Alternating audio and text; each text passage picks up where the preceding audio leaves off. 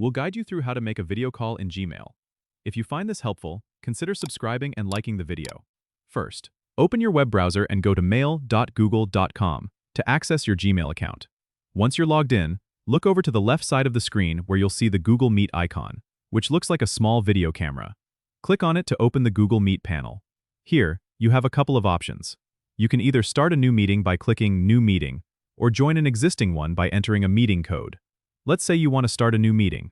Click on New Meeting, and you'll be given three options: create a meeting for later, start an instant meeting, or schedule in Google Calendar. If you want to call someone right now, go ahead and click Start an Instant Meeting. This will open a new tab with Google Meet, and your camera should activate automatically. You'll see a link at the bottom of the screen that you can share with others to invite them to your call.